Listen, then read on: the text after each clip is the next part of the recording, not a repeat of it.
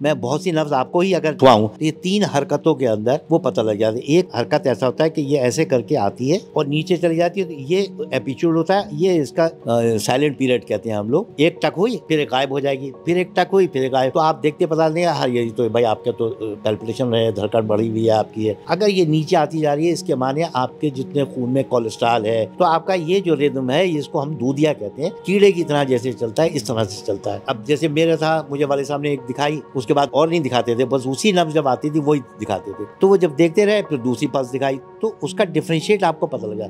अब एक आदमी को 10-10 मर्ज होते हैं, नहीं कोई जादू नहीं है, कंप्लीट साइंस है जो हम लोगों पर से छूटती चली जा रही है। पहला लाश का डाइसेक्शन हुआ है, जो उसको चीरा फाड़ी की गई है, वो उस जमाने में सुकरात ने किया था, सोक्रेटिस ने। और उस जमाने में मैयत को छूना एक कहते थे कि ये ऐसा है जो पूरी कौम को तबाह कर देगा अगर कोई आदमी किसी मैयत से या उससे वो करे। ये सीना बसीना चल रही थी और जो बड़े बड़े अतिबा थे उनके नुस्खे जो थे वो उनके बयाज़े खास कहलाए जाते थे। वो नुस्खे ना तो किसी को देते थे, बहुत से तो ऐसे ऐसे नुस्खे थे जो उनके साथ ही चले गए। एलोपैथिक मेडिसिन कहीं जाके फेल हो जाती है। ये शॉर्ट पीरियड के लिए तो काम करती है, लॉन्गर पीरियड के लिए काम नहीं करती। दूसरे एक वो है आम डॉक्टरों में, जो चीज़ समझ में ना आए वो एलर्जी, और जो चीज़ का इलाज ना हो जाए वो साइकोलॉजिकल है। कुश्ता हमेशा जिस्म को फाड़ के निकलता है, पहले एड़ी से निकलता है। जैसे सोने का कुश्ता सोने से बनता है, तिला चांदी से बनता है, इसका कहते हैं वो लोहे से बनता है जो खून बनाने के लिए पहले देते थे। संख्या का भी बनता है, वो पॉइजन से बनता है। जमाने में लोग क्या करते थे, पान पे उन्होंने लकीर लगाई संख्या की और खाते थे, वो कुव्वत बढ़ाता था उस जमाने में। जो ऑनेस्ट डॉक्टर है वो तो आज भी उतने ही अच्छे हैं, उतने ही बेहतर हैं। कुछ तो ये है कि जो मरीज को पहचानने के लिए टेस्ट कराते रहते हैं। आदाब, नमस्कार, मैं वसीम अख्तर और आप देख रहे हैं द लीडर हिंदी। हम इस वक्त बरेली की एक ऐसी शख्सियत के साथ मौजूद हैं जिनके बारे में सिर्फ मैं ये बताऊंगा कि हकीम है, तो हमें देखने वालों के मुंह से बेसाख्ता निकल जाएगा कि हकीम खुर्शीद मुराद जी। हम उन्हीं से इस वक्त रूबरू हो रहे हैं और अहम चर्चा के लिए, क्योंकि आपके बारे में सब लोग जानते ही हैं। न सिर्फ आप अपने मरीज़ों के नज़दीक बहुत मशहूर हैं और मकबूल हैं, बल्कि डॉक्टरों के बीच भी आपका चर्चा अक्सर होता रहा है। आपको लोग एक्सरे मशीन कहते हैं और बहुत से लोग यहाँ तक कहते हैं कि आपके पास कोई जादुई चीज़ है।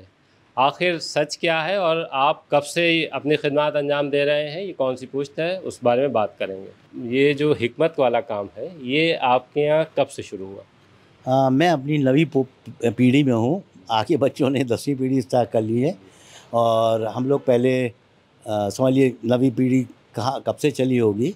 बहरहाल ये कि एक अभी 6 पीढ़ियों से तो हम लोगों का पूरा शजरा हमारे पास है, बाकी किताबों में है सारा का सारा। तो मेरे परदादा, उनका नाम था हाजी खुर्शीद अली, उन्हीं के नाम पर मेरा हुआ। फिर मेरे दादा की मुख्तार अहमद साहब थे। असल में हम लोग आदमपुर बास्ता एक जगह है, वहाँ के रहने वाले थे। वो एक ज़माने, ये है बिजनौर के पास आदमपुर और बास्ता 2 गांव हैं। ये अबू फजल और फैज़ी जो अकबर के 2 नौरतन थे, उनका बहुत बड़ा मदरसा है। और वो मदरसा इनका जो है वो एक ज़माने में इतना ज़बरदस्त इल्म का गहवारा था कि लोग दूर दूर से उसमें आते थे, क्योंकि अबू फजल और फैज़ी एक बहुत बड़ा नाम था उस ज़माने में, और अकबर के 9 रत्नों में भी थे।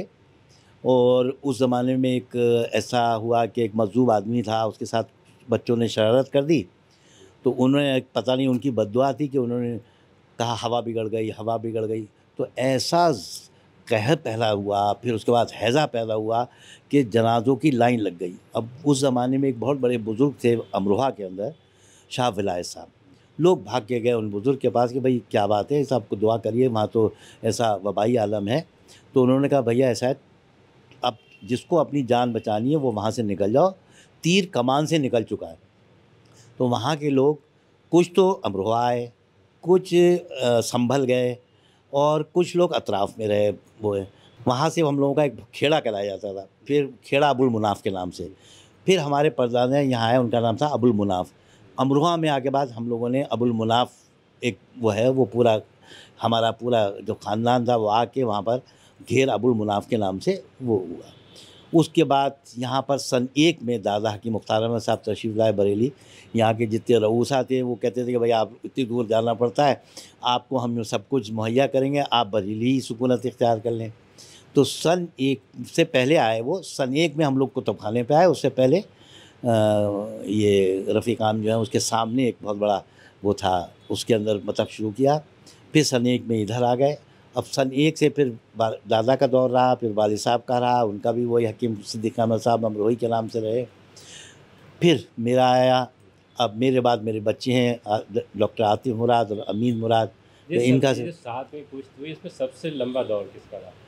सबसे लंबा दौर तो हकीम अबुल मुनाफ साहब का रहा। अच्छा, जिन्होंने इब्तिदा की इसकी? जी नहीं, इब्तिदा की हकीम खुर्शीद अली साहब ने। अच्छा। हाँ, तो उनके ज़माने वो अकबर के ज़माने में थे, अच्छा, मुगल उसी पीरियड। हाँ, मुग़ल पीरियड में थे।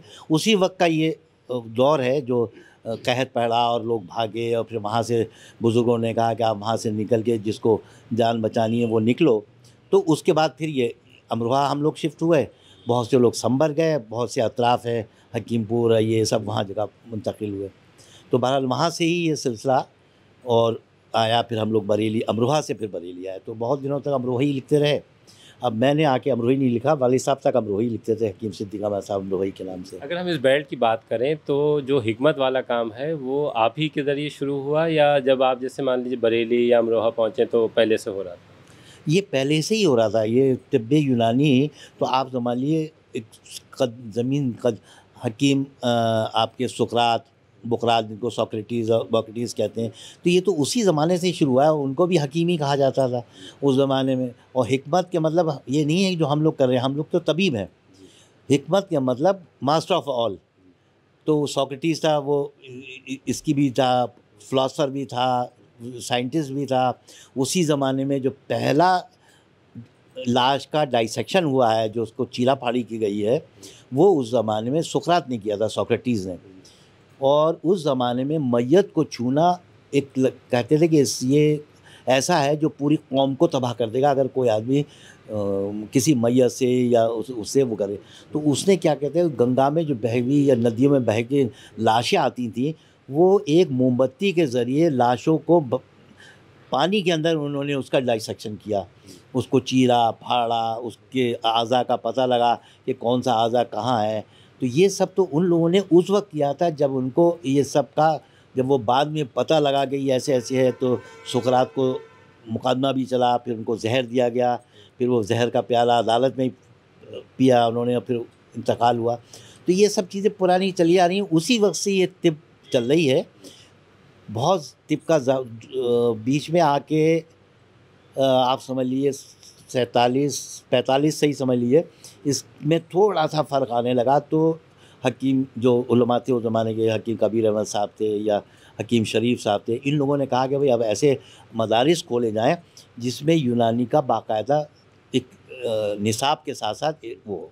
तो सबसे पहले उन्होंने दिल्ली के अंदर तिब्बिया कॉलेज की बुनियाद डाली। अच्छा, ये कॉलेज आए उससे पहले अगर हम बात करें इसकी, तो ये खुदादाद चीज़ें थी कि लोगों ये को- सीना बसीना चल रही थी और जो बड़े-बड़े अतिबा थे, उनके नुस्खे जो थे वो उनके बयाज़े ख़ास कहलाए जाते थे। वो नुस्खे ना तो किसी को देते थे, बहुत से तो ऐसे-ऐसे नुस्खे थे जो उनके साथ ही चले गए। उन्होंने अपनी औलादों को भी नहीं दिए। तो एक तिब्बे यूनानी को बहुत बड़ा झटका एक तो उस वक़्त का पड़ा, फिर कुछ मुग़ल पीरियड में भी पड़ा कि मुग़ल पीरियड में इनको आम बीमारी से हट के वो एक मख़सूस इलाज के लिए उनको तरतीब दिया गया है। माने इतना ज़्यादा किया गया कि वो पंखे ऐसे बनाए गए जो आप अगर हवा देंगे तो शहवत भड़केगी। ये अच्छा, है एक एक जिस्मानी ताकत का, और उसी रुझान पे चलते रहे। और मोमबत्तियाँ बनाई गई, ऐसी अगरबत्तियाँ बनाई गई, ऐसे बखूर बनाए गए कि आप जला दीजिए तो वो हो। तो अच्छा, एक नया मोड़ दे दिया। एक नया मोड़ दे दिया। उसके बाद जो दौर आया ये सब ब्रिटिश पीरियड में, तो ब्रिटिश ने आके अपनी साइंस की। तो ये हुआ कि भाई यूनानी को कहीं ऐसा ना हो कि इसको फ़रोग़ में कोई वो आए। तो इन सारे ने ये कहा कि हम कोई यूनानी के मरातिब कायम करेंगे। तो उसमें सबसे पहले ये यहाँ पर दिल्ली में तो इस ख़ानदान ने हकीम शरीफ साहब के और कबीरुद्दीन साहब के, इन्होंने तिब्बिया कॉलेज का बुनियाद डाली जो कि करोल बाग में था। लखनऊ के अतिब्बा ने, क्योंकि दो हमारे तिब के दो बड़े घराने थे, एक दिल्ली का घराना और एक लखनऊ का घराना। इलाज भी बिल्कुल अलग मुख्तलिफ हुआ करता था। दिल्ली वाले का तर्ज बिल्कुल एलोपैथी के तर्ज पे था, वो कुश्ते इस्तेमाल करते थे। हमारे यहाँ दर्जात हैं। पहला, दूसरा, तीसरा, चौथा, चौथे दर्जे के अंदर हमारे यहाँ ये आते हैं जहर या मेटल। और लखनऊ के जो ख़ानदान के अतिबा थे वो ये कहते थे कि हमें इसकी ज़रूरत ही नहीं, हम पहली दूसरे में ही जैसे मुफर्रात हैं उनसे ही इलाज होके वो आप मुकम्मल कर सकते हैं। दिल्ली वाले कहते थे कि जो 10 दिन में आप कर रहे हैं हम 1 दिन में करेंगे, तो 1 दिन में वो क्या करते थे, वो कुश्ते इस्तेमाल करते थे। अब कुश्तों का ये हाल था कि ये ब्रॉड स्पेक्ट्रम है, आपने किसी इलाज में किया, अगर वो फ़ौरन सही हो गया तो ठीक है, लेकिन उसका उतना ही बड़ा साइड इफ़ेक्ट हुआ करता था। उस साइड इफ़ेक्ट की वजह से फिर और बीमारी पैदा थी। तो लखनऊ के अतिबा कहते थे हम ये नहीं करेंगे, तो दिल्ली से उन्होंने कहा हम आपके उससे नहीं, हम अपना जो अच्छा, एक तरह से जो दौड़ इस वक्त डॉक्टरों में दिखाई देती है कि वो मरीज को जल्दी अच्छा दिल्ली हाँ। तर्ज इलाज का है। तो वो उस वक्त जो ये वाला था तिब्बी, हाँ, उसमें भी था ये। उसमें भी था, उसमें ये वाले दिल्ली वाले जो थे ये चाहते थे कि हम कुश्तों से इलाज करें। लखनऊ के अतिबा कहते थे कि हम जड़ी बूटी से इलाज करेंगे, तो वो जड़ी बूटी के उसमें रहते थे, ये कुश्तों में रहते थे, इसलिए सारे कुश्ते दिल्ली वाले इस्तेमाल करते थे। उनका साइड इफ़ेक्ट बहुत होता है। अब आज के दौर में आप देखिए डॉक्टर कहते हैं कि मेटल मत लो, मेटल से किडनी भी डैमेज होती है, ये भी। ये उस वक्त के अतिबा ने, जो लखनऊ का ख़ानदान था, उसने ये कहा था कि ये सब जिस्म को अगर नहीं निकाल पाए तो बाद वक्त तो कुश्ते के उस ज़माने में इसके लिए लेते थे, वो जिस्म से फाड़ के निकल जाता था। मैं अपने जब मैं दिल्ली में रहा तो मैं जिस होटल में चाय पीता था, उसके एक शेख साहब कहते थे, वो एड़ियों के ऊपर एक कपड़ा लपेटे रहते थे, गुस्से वाला बहुत थे। तो मैं चाय पीता रहा, मैंने एक दिन कहा था आपका तो ये है, बोले आप अपने काम से काम रखिए। हम लोग चाय पीते थे, ऐसे बच्चे थे कुछ ना। फिर एक दिन बैठे बैठे किसी को मैं कुछ बता रहा था, उनका कान उसमें लगा रहा। अब क्योंकि हम तो इस ख़ानदान में पले बड़े, सारा बचपन से जानते थे, तो उसके बाद मुझसे उसके बाद दूसरे तीसरे दिन उन्होंने कहा आप साहबजादे क्या कह रहे थे? मैंने कहा हज़रत ये कह रहा था कि आपने शायद कुश्ते का वो खाया है, पारे का कुश्ता खाया है। बोले आप कैसे कह सकते हैं? मैंने कहा आपकी एड़ियाँ फटी हुई हैं, और कुश्ता हमेशा जिस्म को फाड़ के निकलता है, पहले एड़ी से निकलता है। तो बड़े उससे हुए कि भाई किस ख़ानदान के हो, ये है। फिर खैर वो बाद में बहुत ही वो रहा। तो ये है कि जिस्म के अंदर मेटल रहता नहीं है, यही किडनी को डैमेज करता है, यही और अज़ा को भी डैमेज करता है। ये अतिबा जो लखनऊ के थे उनको ये पहले से पता था, उन्होंने कहा भाई हम तो उस तरफ जाएंगे ही नहीं।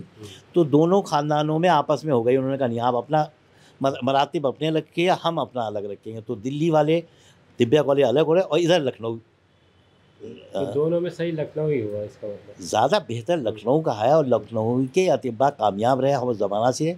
आज भी लखनऊ तर्ज अमल जो है वो हम लोग भी उसी लखनऊ तर्ज के उसके हैं। लखनऊ दिल्ली वालों का तो एक ज़माना रहा, फिर आज के आप देखिए आज कोई भी कुश्ते नहीं बनाता, बहुत कम कुश्तों के ऊपर आ गया, क्योंकि इसके साइड इफ़ेक्ट कितने हैं। फिर एलोपैथिक ने कह दिया कि भाई आप जितने मेटल खाएंगे, मेटल का मतलब यही जो कुश्ते हैं, तो ये आपका कुश्तों का मतलब अगर हम जैसे आम जुबान में समझाना चाहें लोगों को, ये मेटल से बनती हैं। जैसे सोने का कुश्ता सोने से बनता है, तिलाई कुश्ता वो चांदी को कहते हैं, वो तिला चांदी से बनता है। जो आप इसका कहते हैं वो लोहे से बनता है, जो खून बनाने के लिए पहले देते थे। तो ये सब जो हैं ये मेटल से बनते हैं, चांदी से, सोने से, आपके लोहे से। संख्या का भी बनता है, वो पॉइजन से बनता है। अच्छा हाँ, वो उस ज़माने में संख्या का कुश्ता दिया करते थे, वही क़ुव्वत के लिए, और उसकी संख्या को घुमा के रखते थे। तो उस ज़माने में लोग क्या करते थे, पान पे एक उन्होंने लकीर लगाई संख्या की और खाते थे, वो क़ुव्वत बढ़ाता था उस ज़माने में। बहुत से लोग ज़बान पे लगा लिया करते थे, ज़बान कट के बिल्कुल ऐसी हो जाती थी कि बिल्कुल उसमें ज़ख़म हो जाते थे। तो ये सब चीज़ें रहती थी। तो वो एक ज़माने तक ये रहा, फिर उनका जब साइड इफ़ेक्ट ज़्यादा आने लगा तो छोड़ना शुरू किया। फिर उस ज़माने का दौर भी थोड़ा सा ख़त्म हुआ। फिर उस ज़माने में ये लोगों ने भी, दिल्ली वालों ने भी लखनऊ तर्ज को इख्तियार किया। फिर ये मुरक्कबात पे आए, माजूनें बनाने लगे। तब ये माजूनें इन्होंने लखनऊ के ख़ानदान से ली कि नहीं नहीं हम दोनों को करते हैं। उस ज़माने में फिर एलोपैथिक का जब ब्रिटिश पीरियड शुरू आया तो इन्होंने इंग्लिश ज़्यादा, तो ये हुआ कि भाई किसी तरह से यूनानी को ज़िंदा रखने के लिए कुछ तो करिए आप। तो इंटीग्रेटेड मेडिसिन ऑफ ये चलाया। तो उस ज़माने में इन्होंने जो स्कूल खोले उसका नाम रखा BIMS, bachelor of integrated medicine and surgery. Integrated के मतलब आप यूनानी भी पढ़ेंगे और एलोपैथी भी पढ़ेंगे और सर्जरी का भी आपको रखेंगे, तो वो bachelor of integrated medicine and surgery, ताकि यूनानी को ये ना हो कि एक तो आज़ा की नॉलेज हो जाए, फिर सर्जरी की नॉलेज हो जाए, उसके बाद जो दवाएं दी जाएंगी तो वो ज़ाहिर बात है कि आपका पूरे उस तर्ज जो है वो उसी सही तर्ज के ऊपर कंप्लीट हो जाएगा। अब उसका दौर एक और ख़तरनाक ये हुआ कि कुछ दिनों में बच्चे जो थे उन्होंने ये देखा कि भाई हम यूनानी क्यों करें, यूनानी में तो हकीम कराएंगे, हम डॉक्टरी क्यों ना कराएं। वो बीआईएमएस की डिग्री लेते रहे और यूनानी करते रहे। तो फिर ये अतिमा ने कहा कि भाई ये तो बड़ा गलत हो रहा है, ये तो हमारे यहाँ से हम हकीम ना पैदा करके डॉक्टर पैदा कर रहे हैं। और डॉक्टर भी, मैंने एक से बात की तो मैंने कहा भाई तुम यूनानी के तो क्वालिफाइड हकीम हो, तुम एलोपैथिक में जा रहे, तुम तो क्वैक हो गए, क्योंकि तुम्हारे पास कोई एलोपैथिक डिग्री नहीं है, तुम तो वहाँ के लिए झोला साहब हो गए। अगर यूनानी का करोगे तो तुम क्वालिफाइड हकीम हो। मानते नहीं थे, आज भी बहुत से। तो अब ये हुआ कि अब अलीगढ़ वालों ने ये कहा कि ना, अब ये सबको आप छोड़िए, अब आप यूनानी की डिग्री ही अलग दीजिए। तो उसको BUMS के नाम से कर दिया गया, बैचलर ऑफ यूनानी मेडिसिन एंड सर्जरी। अब प्योरली यूनानी मेडिसिन कर दिया और सर्जरी की नॉलेज हो जाए, ताकि कहीं आप पीछे ना। लेकिन वो इंटीग्रेटेड जो था ना कि एलोपैथिक भी पढ़ी है आप, यूनानी भी पढ़ी है, वो इंटीग्रेटेड में था, वो चीज़ ख़त्म कर दीजिए। अब एलोपैथिक नहीं पढ़ेंगे आप दवाएं, आप सिर्फ यूनानी दवाएं पढ़ेंगे। एक तरह से जो कुदरती चीज़ें थी उनको बचाने के लिए बड़ी जद्दोजहद करनी पड़ी। बहुत जद्दोजहद। असल में क्या है कि यूनानी का आप समझिए रिसर्च तो नहीं हुई, लेकिन ये कहीं रिसर्च से ज़्यादा वो है, बरसा बरस का तजर्बा इसके साथ पीछे है। वो दवाएं जो आज अमेरिका के अंदर क्या हो रहा है, 20,000 हर्ब्स के ऊपर एट ए टाइम रिसर्च चल रही है। आज आप देखिए किसी भी बच्चे को आप एंटीबायोटिक दे दीजिए, छोटे से बच्चे की भूख ख़त्म हो जाती है, खाता नहीं है, डेवलपमेंट नहीं है। जिसने एंटीबायोटिक खा ली उसका डेवलपमेंट कम हो जाता है बच्चों का आजकल बहुत। हम लोगों का जितना था, हम लोग उसका इम्यूनिटी बढ़ाने की दवाएं देते थे। जैसी इम्यूनिटी बढ़ती थी वो बीमारियों पे को कवर कर लेता था, और उसके बाद बीमारी एक अरसे तक नहीं होती थी। बच्चों को नज़ला होता था, साल में एक बार हो गया। अब तो एलोपैथिक देते हैं, रोज़ का बच्चों की भूख ख़त्म हो रही है, कोई खा नहीं रहा है, डेवलप नहीं है, बढ़ोतरी कम होती चली जा रही है। तो ये सब चीज़ों से वो हुआ। तो इसलिए हम लोगों ने कहा था भाई यूनानी जो है वो आपके अंदर के सिस्टम को उभारती है। एक साहब ने कहा भाई आप में और में क्या फ़र्क है? मैंने कहा भाई अब यही फ़र्क है कि आप एक दाना निकला, आप कहेंगे ऑइंटमेंट लगाओ और इसको सप्रेस कर दो। यूनानी ये कहती नहीं, किस वजह से दाना निकला उस वजह का इलाज करते हैं हम। तो हम लोग उसका, आप जैसे कि पेट का बहुत से कहा गैसेज हो गई हैं, आप ये एंजाइम्स आपके नहीं है, आप ये फलां एंजाइम खाइए, ये एंजाइम खाइए। खाने का एंजाइम का क्या मतलब है कि एंजाइम्स खाने को हज़म करते हैं। मतलब बाइल की इन प्रेजेंस में ये एंजाइम्स होते हैं, अमाइलेज, लाइपेज, प्रोटीजेज, इन सब का काम है जो खाना है वो हज़म हो। फैट है, फैटी एसिड में बदल जाए, प्रोटीन्स है, पेप्टॉन्स में बदल जाए, बाकी ग्लिसरो एसिड में बदल जाए, और ये मैदे में पिस के और ये एंजाइम्स यहाँ मिल के आंतों में उतरते हैं। आंतों में इस ग़िज़ा से हज़म होकर खून बनता है, जिसको मेटाबॉलिज्म कहते हैं। अब ये होता कब है? जब एंजाइम्स काम करते हैं। एलोपैथी कहती है कि एंजाइम्स काम नहीं कर रहे हैं तो आप ऊपर से एंजाइम्स खा लीजिए, यूनिएंजाइम, बिकोजाइम। अब खा तो रहे हैं आप, जैसे ही आपने खाया हाजमा होने लगा, जैसे ही आप एंजाइम लोगोगे फिर हम वहीं हैं। हम कहते हैं ये एंजाइम्स बॉडी जो बना रही है, लीवर जो बना रहा है, उसके प्रेजेंस में ये सारे एंजाइम्स काम कर रहे हैं। आप उसको इम्प्रूव करिए ताकि आपको ज़रूरत ही ना पड़े किसी। अब ज़िंदगी भर आप थोड़ी एंजाइम्स खाएंगे। तो ये हमारा और उनमें इलाज में तर्ज में फ़र्क है। लेकिन वो लोग जो इसकी अहमियत समझते हैं या जो लोग इसकी थ्योरी को समझ गए, वो तो इस बात को मानते हैं कि जो अंदर की मशीनरी है वो जब तक ठीक से काम नहीं करेगी, या जैसे जिस चीज़ से जो दिक्कत आ रही है ना कि वजह क्या है, जब तक वजह नहीं ख़त्म की जाएगी तब तक तो रहेगी ना। देखिए सर्जरी तो नो डाउट टॉप पर है, इसका कोई वो नहीं है।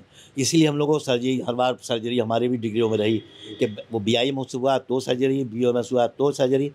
लेकिन एलोपैथिक मेडिसिन कहीं जाके फेल हो जाती हैं। ये शॉर्ट पीरियड के लिए तो काम करती है, लॉन्गर पीरियड के लिए काम नहीं करती हैं। अब बहुत सी चीज़ें आप स्टेरॉइड दे देते हैं फ़ौरन, ये स्टेरॉइड कितने दिन काम करेंगे पता लगा हड्डियाँ ख़त्म हो जाती हैं, जोड़ ख़त्म हो जाते हैं और एक और परेशानी में आ जाते हैं। हम लोग कहते हैं ये क्यों कर रहे हैं, जब तुम्हारे वो है तो ब्रेन जोड़ हैं उनके अंदर लुब्रिकेशन पैदा करेंगे तो ये और बढ़ता चला जाएगा। ऐसी जितने भी विटामिन्स हैं उनको वो ख़त्म करते हैं। तो हम कहते हैं नेचुरल फोर्सेस से आप विटामिन्स लीजिए, आप ऊपर से क्यों ले रहे हैं।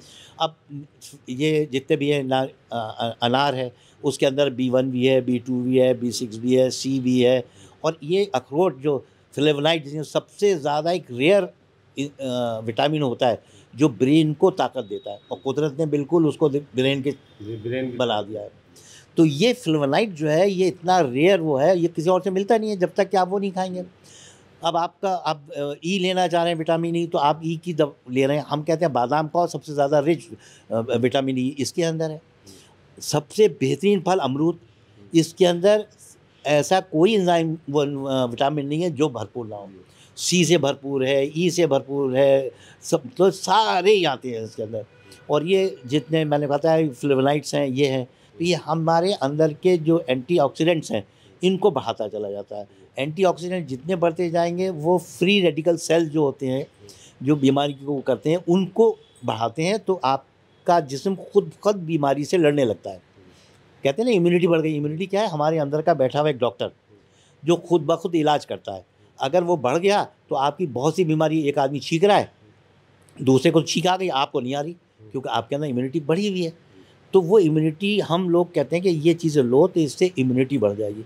अब कुदरत जो अंदर बैठा है डॉक्टर है। अब आप देखिए कोई आदमी शराब पीता है, एक वक्त पीते पीते कभी ऐसा होगा कि वो फिर उल्टी कर देगा। जब तक उसकी बॉडी ये देख रही है कि ये शराब अंदर जाके कहीं लीवर को डैमेज तो नहीं कर रही है, सेप्टिसीमिया तो नहीं कर रही है, अल्सर तो नहीं कर रही है, जब तक तो वो बर्दाश्त कर रहा है। जहाँ उससे ऊपर हुआ, बॉडी ने कहा ये एक्सेप्ट नहीं करेंगे, उल्टी करके वो निकाल देगा। अब तांबे के बर्तन में आप दही रख दीजिए तो वो पॉइज़न बन जाता है। अब आपने किसी ने ला के आपको दे दिया कि भाई आप खा लीजिए, आपको तो पता नहीं ये पॉइज़न है, लेकिन आपको सुबह उल्टी आ जाएंगे और दस्त आ जाएंगे। तो बॉडी खुद ब खुद उसे बाहर निकाल देगी, चाहे तो वो ऊपर से निकाल दे चाहे वैसे। तो ये पॉइज़न आपका अगर अंदर चला जाता है तो आपको सेप्टिसीमिया हो जाता है। तो ये कुदरत अंदर जो बैठा हुआ एक डॉक्टर है, जो इम्यूनिटी है, हम चाहते हैं कि वो बढ़ती चली जाए तो आदमी का। अब आप देखिए पहले के लोगों के, आज बहुत सी जगहें ऐसी हैं जो ट्राइब्स कहते हैं, ट्राइबल, वहाँ कोई दवा नहीं है ना कोई एलोपैथी का, वो रहते हैं और तंदुरुस्त रहते हैं और कच्चा गोश्त खा रहे हैं, कहीं वो खा रहे हैं, ज़मीन में रह रहे हैं, मिट्टी भी चल रही है, पानी भी उनको वो नहीं है जो कि वो है, वैसा पानी पी रहे हैं नदियों का जो जिसमें जानवर भी नहा रहा है वो, और इम्यूनिटी बढ़ी हुई है, कोई बीमारी नहीं होती है ना। तो हमारा तर्ज यही था कि यूनानी का कि आप अपने जिस्म की इम्यूनिटी बढ़ाइए। उसके लिए जो नेचुरल सिरोसिस हैं, जैसे अब हमारे उन्नाब है, उन्नाब क्या है कि आपके जितना नज़ला होता है, साइनस होता है, जो जम जाते हैं उनको निकाल देता है। तो इन लोगों ने रिसर्च करके उसको निकाला। फिर सौंफ, अब बहुत सी चीज़ों का पता क्या लगा कि साहब वो जानवरों से भी बहुत सी चीज़ें वो ली गई। सौंफ जो थी वो सबसे पहले, सांप जब केचली उतारता है तो अंधा हो जाता है। तो ये देखा कि सांप अंधा जब वो है, वो एक झाड़ी में जाता है और वहाँ से आता है तो बिल्कुल फुर्तीला होता है। तो ये रिसर्च हुई कि भाई क्या है, कहाँ जाता है, कहाँ ये ऐसे होता है। तो पता लगा वो सौंफ के पेड़ के अंदर रगड़ता था, उसका पानी उसके आंखों में जाता था। जब आंखों में जाता था उसकी बिनाई साफ़ हो जाती थी। केचली के बाद ये सांप अंधेरा हो जाता है। तो ये हुआ कि भाई सौंफ तो बड़ी चीज़ है। तो उस ज़माने में क्या होता था कि कोई भी दवा को रिसर्च के लिए जिनको सज़ाए मौत हो जाती थी उस ज़माने में लोगों को, उनको अतिबा के हवाले कर दिया जाता था कि भाई आपको जो तजर्बा करना है वो इन पे कर लीजिए, भाई इनको सज़ाए मौत हो ही चुकी है, आप दवा का कर लीजिए। तो ये सब चीज़ें, दवाएं उनको दी जाती थी, उनका देखा जाता था कि वो कैसा है, क्या असर हुआ। उनको 10 दिन, 20 दिन, 50 महीना, साल, 2 साल ऑब्जर्वेशन रखते थे कि इसका क्या असर है। फिर उसको बहुत से अंधे ऐसे थे उनको दिया गया तो उनकी रोशनी बढ़ गई। तो हुआ अरे सौंफ तो बड़ी अच्छी है, खाने में लगाई गई। फिर उसके बाद सौंफ का पानी आँखों में लगाने लगे। उसी पे आजकल वो सुरमा, सौंफ का सुरमा ये चल जाता है कि भाई आँख में, हालांकि सुरमा तो वो है लेकिन उसका पानी ही काफ़ी है आँख में लगाने के लिए। ऐसी गाउज़मा मतलब जितनी भी हमारी मुफरदात हैं उनका यही हुआ कि हल्के हल्के हर चीज़ से पता लगता रह गया और उसको ये लोग अपने इसमें लेते रहे। तो ये कदीम से चला आ रहा है। आप समझ लिए हज़ारों साल या 2000 या 50 साल कितने से ये ऑब्जर्वेशन में आ रहा है। ये तो जब से लिखना पढ़ना शुरू हुआ तब से ये हम किताबों में आया। उससे पहले लोगों के सीनों में था, अपना वो बताता था ये इसमें है, ये इसमें। ज़माने तक तो ये सीनों में चलता रहा जब तक कि एजुकेशन नहीं थी, किताबत नहीं थी। फिर ये किताब की शक्ल में वो आया तो हम लोग तक पहुँचा गया ऐसे करके। इसीलिए ये सारा पढ़ाया जाता है कि इसको मुफरदात कहते हैं तो एक किताबें 3 बहुत बड़ी-बड़ी मोटी मुफर्रदात के बने हैं, तारीख़ुल मुफर्रदात, तो उसके ऊपर पूरे हर बूटी का, हर इसका क्या है कि इलाज क्या है, इसके मुज़िर असरात क्या है, इसका बदल क्या है, इसका बदरका क्या है, कि भाई एक चीज़ है, उसका बदरका भी होता है। अब जैसे मछली है, आप खाइए, कभी-कभी कोई मछली ऐसी होती है, जो आपने खाया और दूध पी लिया तो सफ़ेद दाग हो जाते हैं। उस ज़माने में उन्होंने कहा मछली का एंटीडोट आलू है। तो जब भी मछली पकाई, लोगों ने आलू डाल दिया। अब किसी को पता नहीं कि आलू क्यों पड़ता है, लेकिन आज बंगाल में बग़ैर आलू के कोई बनाती ही नहीं। हर उसमें आलू ज़रूर पड़ता है उनके, हर मछली के साथ आलू। तो वो उनके यहाँ किसी को दाग नहीं पड़ते हैं। मछली खाने से दाग हो जाते हैं। जी, जी। बात सही है, लेकिन अगर जैसे दाग हो जाए बहुत से लोगों को तो फिर जाते नहीं। नहीं, वो जाते क्या है, 3 तरह के दाग होते हैं। एक तो दाग है जो कि हल्का-सा, जिसको हम लोग वो कहते हैं फुलवारी, एक को सफ़ेद दाग, तो वो है, वो स्किन का मेटाबॉलिज़्म होता है, जिसको आप छींक कहते हैं, वो चला जाता है फ़ौरन। जो दूसरे होते हैं, वो जो वाइट वाला है, जिसको हम लिबिडो कहते हैं, वो नहीं जाता उसको। हाँ, जिसको बर्स कहते हैं उर्दू में। उसका इलाज है, बहुत लंबा इलाज है। वो जैसे हमारा पेट का हज़मा होता है, ऐसे ही खाल का हज़मा होता है, जिसको स्किन मेटाबॉलिज़्म कहते हैं। अगर वो स्किन मेटाबॉलिज़्म हमारा सही हो गया, तो वो दाग गायब हो जाते हैं। और उसमें भी यही होता है कि सफ़ेद दाग है तो पिगमेंट्स आएँगे उसके अंदर, या किनारे से आएगा और वो बढ़ता चला जाएगा, और वो फिर स्किन जो है वो अपनी सही हालत में आ जाती है। अच्छा, जितने लोग भी मैंने देखे उनको ये बीमारी दूर नहीं हुई, कोई ऐसा आया आपके टच में? बहुत लोग हैं, बहुत से लोगों को मैं बताऊँ आपको, मैं नाम नहीं लूँगा, बहुत से ऐसे हैं जिनको आप जानते हैं, उनको आपको पता भी नहीं होगा इनको सफ़ेद दाग थे। बिल्कुल बेहतर है वो है। कितना पीरियड लग गया होगा जिसमें? मतलब 2 साल से कम तो लगता ही नहीं है। लेकिन लोग बहुत लंबा इलाज करते रहते हैं, क्या वो सही? अब ये नहीं कह सकता कि देखिए तर्ज़ इलाज के ऊपर है, हर चीज़ का इलाज है। अब आपको घुटने में दर्द है, आप सर के दर्द की दवा खाते रहें तो कैसे चला जाएगा वो? इसी तरह स्किन का मेटाबॉलिज़्म है, जब अगर मेटाबॉलिज़्म सही होता जाएगा, अब वो अलग बात है, क्रॉनिक हो गया, बहुत से केसेस में नहीं जाता है, लेकिन इसका इलाज है और लोगों को फ़ायदा होता है। अब ये अलग है कि किसी को हुआ या नहीं हुआ, उसकी अपनी क़ुव्वत मनात, जिसे इम्यूनिटी कहते हैं, इम्यूनिटी पे मुनहसिर होता है कि वो दवा उसके अंदर कितने हद दर्जे काम कर रही है या नहीं कर रही है। और जब इम्यूनिटी बढ़ती है तो वही दवा एक खुराक काम कर जाती है, किसी को वही 10 खुराक भी काम नहीं करती। वो उनकी इम्यूनिटी के ऊपर है कि अगर इम्यूनिटी है तो वो सही होते चले जाएंगे, अगर इम्यूनिटी नहीं है तो वो गड़बड़ होते चले जाएंगे। ये हाँ। जैसे आप छूते हैं और बता देते हैं कि कहाँ दर्द है जिस्म के अंदर और कहाँ नहीं है, तो बहुत से लोग इसको लेकर आपको एक्सरे मशीन कहते हैं, तो बहुत से लोगों का कहना है कि कोई ऐसी आपके पास जादुई ताकत है, कोई मुवक्किल है आपके कब्ज़े में, वो बता देते हैं। देखिए, ये एक बहुत बड़ा हमारा एक यूनानी का बहुत बड़ा है, इसको नफ्स कहते हैं। इसके ऊपर कई प्रोग्राम मेरे नफ्स के वहाँ भी हैं। ये हरकत होती है जो कल्ब होती है। अब आप सितार बजाते हैं तो आप एक ही तार से 50 आवाज़ें निकाल देते हैं, पूरे गाने निकाल देते हैं। यही हरकत होती है जो हमारे यहाँ पल्स 180 हैं, मल्टीबाइट 3 अगर ज़्यादा दें, 180 पल्स जो हैं वो ऐसी कॉमन पल्स हैं कि अगर आप देखें, मैं बहुत सी लफ्ज़ आपको ही अगर छुआऊँ तो ये 3 हरकतों के अंदर वो पता लग जाता है। एक हरकत ऐसा होता है कि ये ऐसे करके आती है और नीचे चली जाती है, तो ये एपिट्यूड होता है, ये इसका साइलेंट पीरियड कहते हैं हम लोग।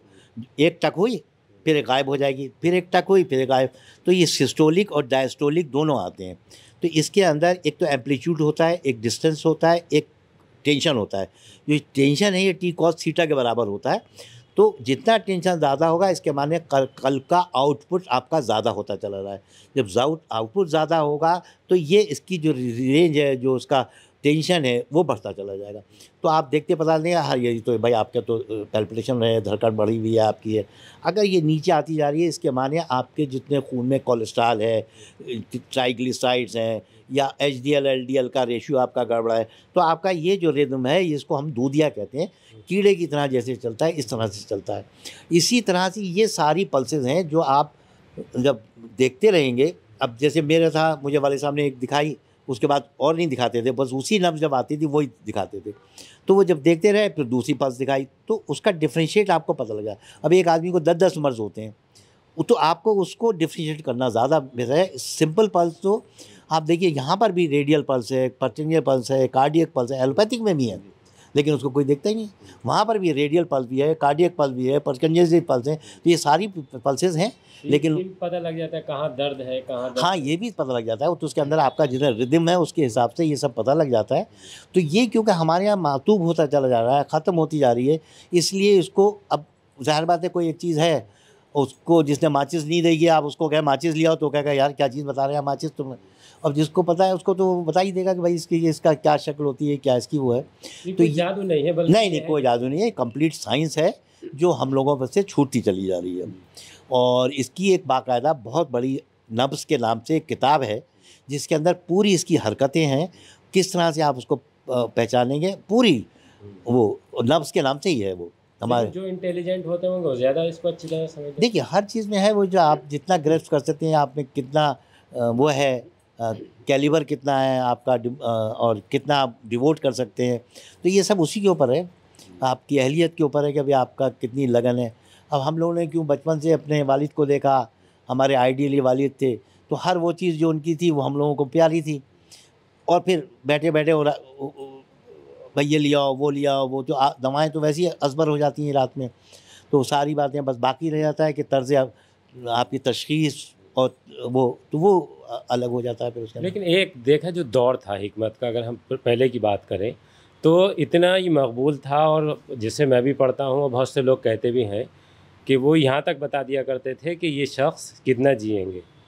और बातें तो और भी इससे ज़्यादा भी थीं कि पहले चूँकि औरतों के हाथ छूना बिल्कुल पूरी तरह से ममनू था, मना फरमा दिया गया था, तो बहुत से लोगों का कहना ये है कि वो डोर्स छू के बता दिया करते थे कि क्या मर्द।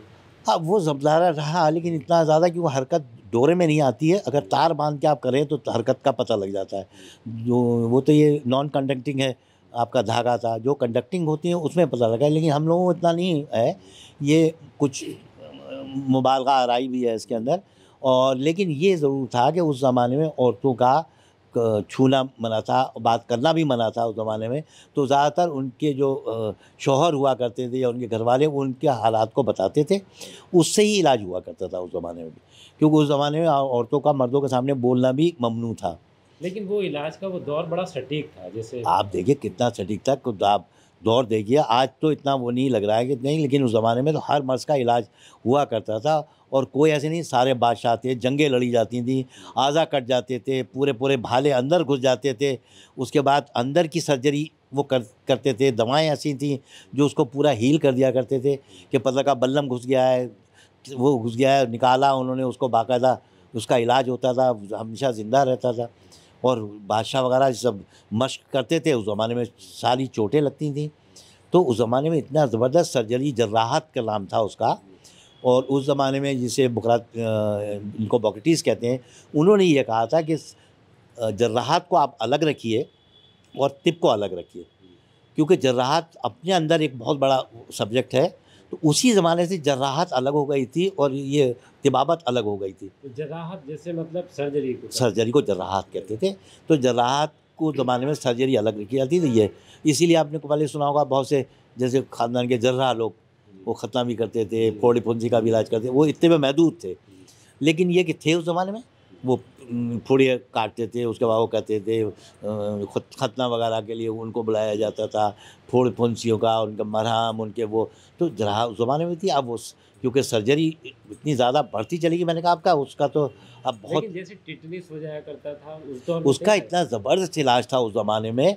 वही मैंने आपसे पहले अर्ज़ किया था कि वो लोग अपने सीनों में ले गए वो दवा। ऐसा होता था कि वो एक लेप करते थे और जबड़े पे लगा देते थे खाली, और उसी वक्त टिटनेस गायब हो जाती थी। और ये आज का दौर है। एक हमारे डॉक्टर थे, उनका इंतकाल हो गया, बोले मैं वो डॉक्टर थे और गवर्नमेंट की डिस्पेंसरी, बोले मुझे पता लगा एक गांव में, उस ज़माने में बनारस के पास एक गांव था, वहाँ पर तैनात थे, बोले टिटनेस का मरीज़ आया, और उसके बाद वो बोला कि साहब ये है आप, तो बोले, इन्होंने कहा भैया हमारे पास है नहीं, अभी तो ये हम इंजेक्शन लगा रहे हैं, ये काम करता है नहीं है। बोले साहब हम अपने गाँव में चले जा रहे हैं वहाँ। बोले वो गया, मैंने कहा ये मरमरा जाएगा। कुछ दिन बाद वो आया मेरे पास औरों को दिखाने के लिए, तो मैंने कहा भाई वो तुम्हें तो टिटनेस हो गई। तो बोले वो हमारे यहाँ गाँव में जो आदमी है वो सही कर देता है। तो बोले मैं पर्सनली उसके पास गया और मैंने 10-12 बार, और उसके मरीज़ मैंने लाइन से देखे, वो जिसको लगाता था वो ठीक हो जाता है। और हम बोले मैं एज ए डॉक्टर मुझे मालूम है कि भाई क्या है क्या नहीं है। और वो तो बोले मैंने उसकी इतनी खिदमत की लेकिन उसने बता के नहीं दिया। वो डॉक्टर बरेली के थे, डॉक्टर अहमद हसन नाम था उनका। कितना बड़ा फ़ायदा हो जाता लोगों को। क्या अब वो अपने साथ ले गया। वो उसको ये था कि उसको मराते जो मिलती थी, जो पैसे मिलते उसने कहा किसी और को ना मिल जाए, औलाद थी नहीं। और वो बोले कि वहाँ डिस्ट्रिक्ट बनारस में है वो। तो उतना तो आप समझिए इस ज़माने में क्या टिटनेस का इलाज था। आज तो खैर इंजेक्शन है, टाइमली मिल जाए सही है, नहीं है। उस ज़माने में इसका भी था और सबका था। अब वो चबड़े पे बोले सिर्फ लगाता था, ले बोले मेरे सामने लगाया। बोले मैं उसकी इतनी खिदमत की कि ये पता लग जाए तो कल को मैं इसको गज़ट करा दूँ, ताकि इससे ये होगा कि भाई आगे के लिए लोगों को, आने वाली कौम को फ़ायदा होगा और ये सब होगा। ये तो ये है कि बस बहुत सी चीज़ें सीने लेके चले गए। बहुत से इतने कंजर्वेटिव थे वो ब्याज़ें अपने मतलब बच्चों तक को नहीं बताई उन्होंने। और हाँ, ऐसे बात के अतिबा ने बाकायदा किताबें लिखी उनके अपने अपने बयाज़ के नाम से। जैसे कबीर हुसैन साहब का है, बयाज़ कबीर के नाम से है। बयाज़ शरीफ़ी है, अजमल हुसैन साहब ने लिखवाया, उनका अजमल हुसैन साहब का पूरा बयाज़ है। लखनऊ के अतिबा हकीम इस्माइल साहब, हकीम नाबीना का नाम सुना होगा आपने। वो नाबीना थे और लफ्ज़ देख के जाते थे ऐसे करके लाइन से, और फिर कहते थे कि भाई नंबर 1 का ये पर्चा, नंबर 2 का ये पर्चा, नंबर 3 का ये पर्चा, नंबर 4 का ये पर्चा। अच्छा, ऐसे बताते थे? अरे हकीम नाबीना थे और उनका बहुत तिब्ब यूनानी में ज़बरदस्त नाम है। तो उनका ये थे और वो बाकायदा लिख के जाते थे और फिर नुस्खे लिखाते थे, फिर दूसरों को देखते थे। पहले के डॉक्टरों की भी, जैसे बरेली की बात करूं मैं, तो बरेली में पुराना शहर में एक डॉक्टर बैठते थे जिनके बारे में कई लोगों से मैंने सुना कि वो बहुत से मरीज़ों को ही बता दिया करते थे देखने के बाद कि इसकी ज़िंदगी इतनी बची है। लेकिन आज अगर हम देखें तो लोग मर्स पता करने के लिए इतनी जांच करा लेते हैं कि कुछ पूछिए। देखिए अब वो तो हुक्म रब्बी है, किसकी कहाँ है वो तो हम लोग उसमें दखल भी नहीं लेते हैं ना। ये सब तो अल्लाह ने पोशीदा रखा है और किस सबब से आती है ये भी पोशीदा है। लेकिन एक आइडिया वो बता दिया करते थे। आइडिया तो आज भी जैसे कैंसर के मरीज़ हैं कह देते हैं कि भाई 3 महीने की मौत है, 4 महीने के बाद इनका वो हो जाए। क्योंकि जितना डिटोरेशन जिस हिसाब से होता है, इसी तरह से उस ज़माने में एक हर मर्ज़ की एक उम्र हुआ करती थी कि टीबी है तो 2 साल की उम्र है। तो उस ज़माने में पता कर लेते थे भाई कि तुम्हें कितने दिन हो गए करते हुए। उन्होंने कहा साहब 1.5 साल हो गया। तो कहते थे घर वालों से कि भाई 6 महीने रह गए हैं इसके, जो खिदमत करनी है करा लो। और अमराज थे बहुत से ऐसे जिनके अंदर एक मर्ज़ की मुद्दत होती थी, इतने दिन में ये मर्ज़ हावी हो जाएगा इसके ऊपर। पहले ये था, जिस तरह से आप नर्व्स की बात कर रहे हैं, कि वो इतनी उसमें परफेक्ट थे कि वो जांच कराने की उन्हें ज़रूरत नहीं पड़ती। नहीं, वो वही है ना कि प्रैक्टिस में के मन परफेक्ट, वो इतना ज़्यादा तजर्बा उनको हासिल हो जाता था कि एक आदमी आया, अब उन्होंने पल्स वो लगाया, स्टेथोस्कोप लगाया, देखा कि हार्ट बीटिंग कितनी है। अब उनको मालूम हो गया मरमर भी है, ये भी है, उसको कार्डियक मैगेली भी हो रही है, दिल की धड़कन वो है जो इजेक्शन फ्रिक्शन रेट कहते हैं, जो दिल को धड़काता है, तो वो कितना कम होता चला जा रहा है। पल्स रेट कितनी होती जा रही है। अब आज तो हमारे पास बैटरी है, पेसमेकर अगर किसी की गई तो हमने पेसमेकर बैटरी लगवा दी, भाई ये इतने दिन 10 साल की है, 5 साल की। उस ज़माने में नहीं थी तो पल्स रेट गिरता चला जा रहा था। उनको बताते थे भाई अब देखो इतना ज़्यादा इसका 30 आ गया, 28 आ गई, अब इनकी ज़्यादा उम्र नहीं है। तो ये सब चीज़ें थी। अब वो उस पर क्योंकि अब सर्जरी ने सब पे हावी हो गए। आज वही दिल की धड़कन को फ़ौरन एक मसनूई बैटरी लगाते हैं जिसको pacemaker system of the heart कहते हैं।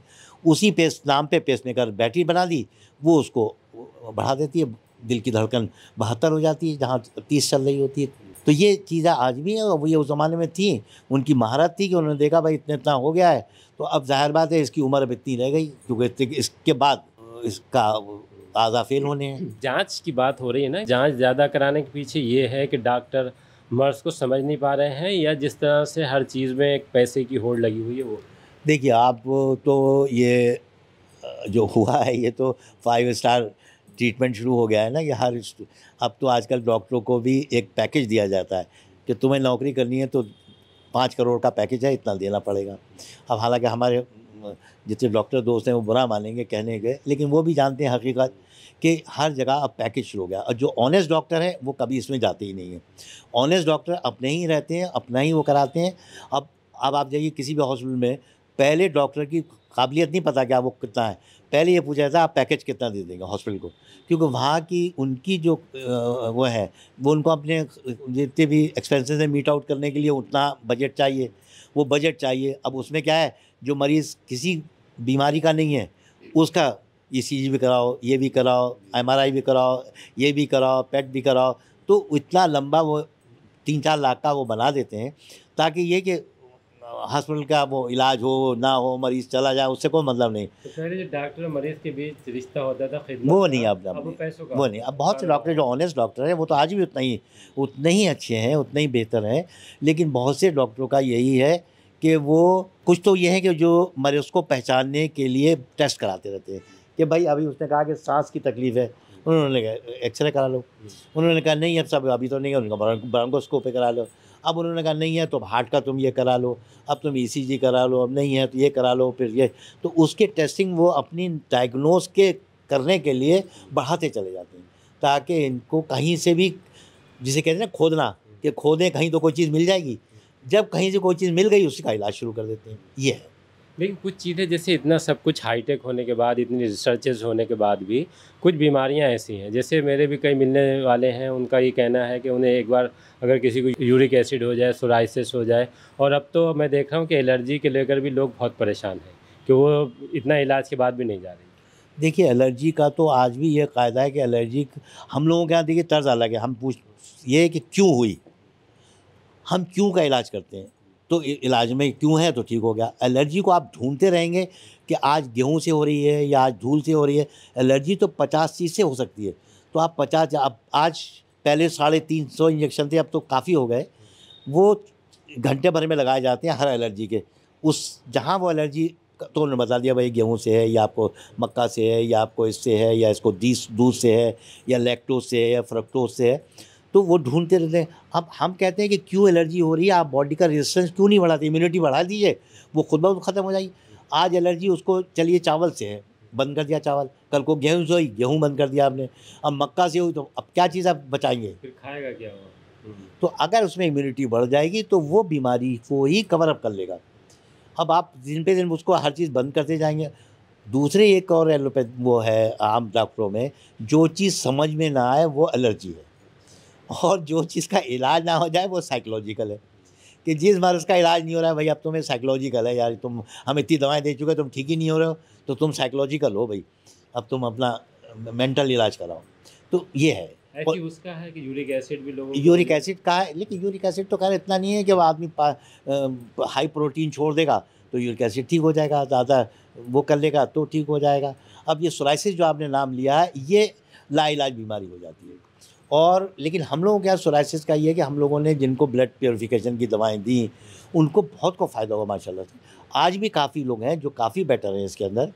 हालांकि सोराइसिस के अंदर ये है कि एलोपैथी तो कहती है कि इसका कोई इलाज ही नहीं है, लाइलाज बीमारी है, और हमारे यहाँ काफ़ी बेहतर है। और सोराइसिस इतनी कॉमन है कि कम से कम रोज़ में 8-10 पेशेंट तो सोराइसिस के आते ही आते हैं, और बहुत फ़ायदा है लोगों को। बहुत सी तो ऐसे आए थे जिनकी पूरी खाल रात में पूरी खाल निकल जाती थी, बिस्तर पे इतनी खाल सूखी सूखी उनकी इकट्ठी हो जाती थी, और ठीक है वो आँखों से, पलकों से, सबसे, जैसे सांप केचली बदलता है, बिल्कुल इसी तरह से पूरी खाल सूख के निकल जाती है।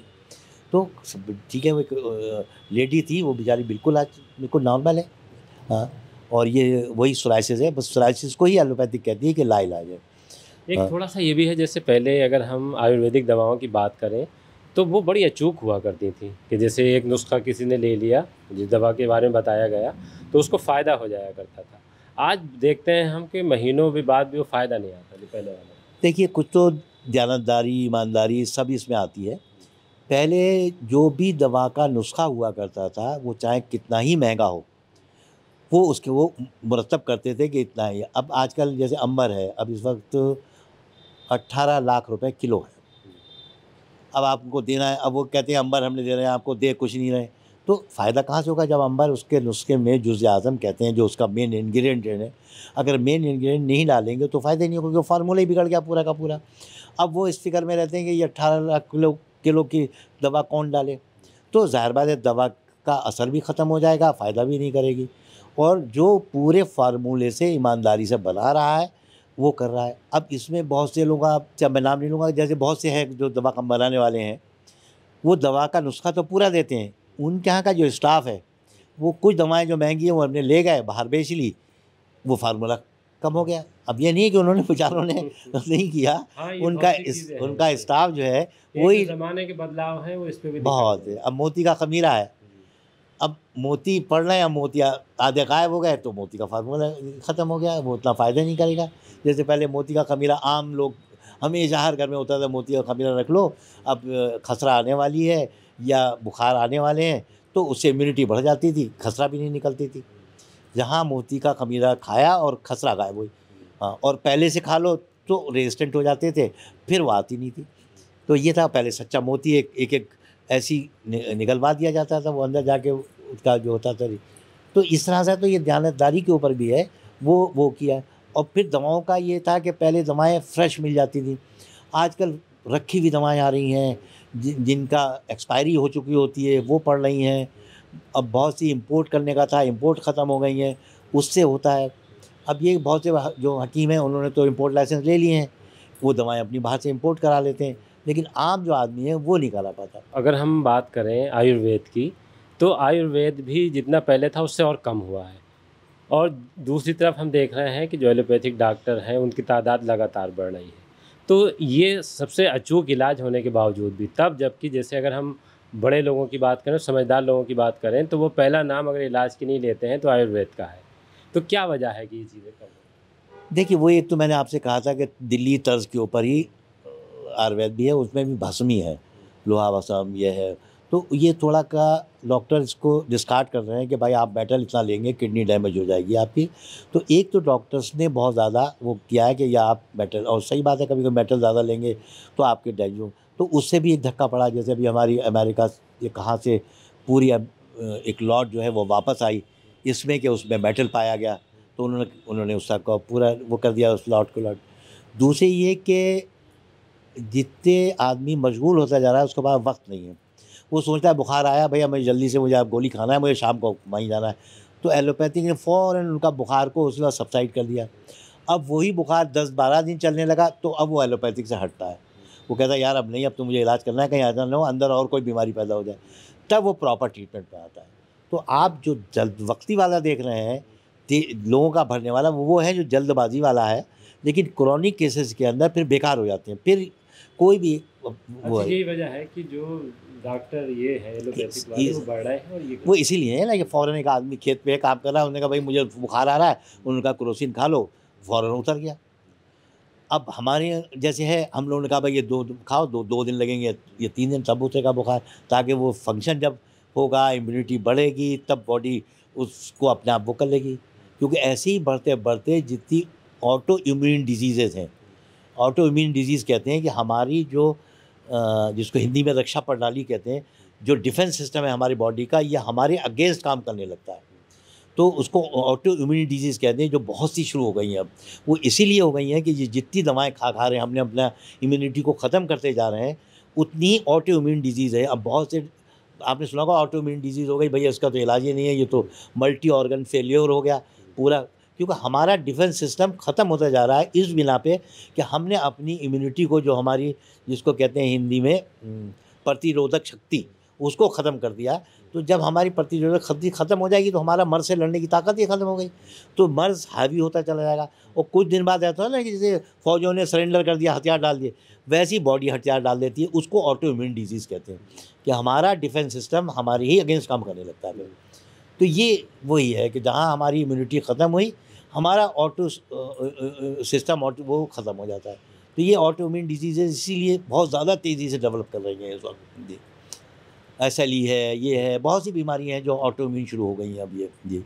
अभी आपने हकीम खुर्शीद मुराद को सुना और बहुत सी चीज़ें आपके जहन में जो चल रही होंगी इस लंबी बातचीत से वो साफ़ हो जाएंगी।